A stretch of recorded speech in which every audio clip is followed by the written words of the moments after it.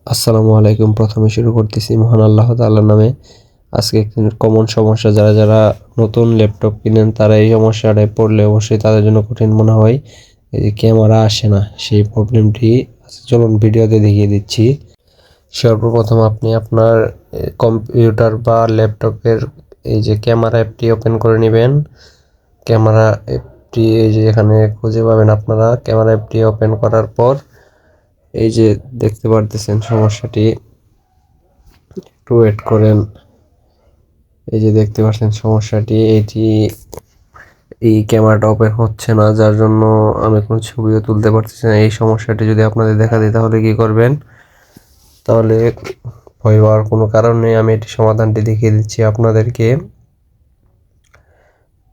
অবশ্যই আপনারা মনোযোগ দিয়ে ভিডিওটি সম্পূর্ণ দেখবেন, তাহলে এই সমস্যাটির সমাধান অবশ্যই পেয়ে যাবেন।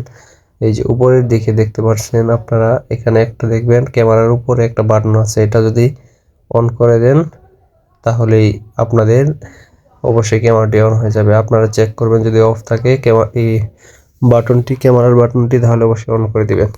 আশা করি ভিডিওটা ভালো লাগছে। ভালো লাগলে অবশ্যই চ্যানেলটিকে সাবস্ক্রাইব করবেন এবং আমাদের পাশেই থাকবেন, এবং ফেসবুক পেজে অবশ্যই ফলো দিয়ে আমাদের পাশে থাকবেন। আল্লাহ হাফেজ।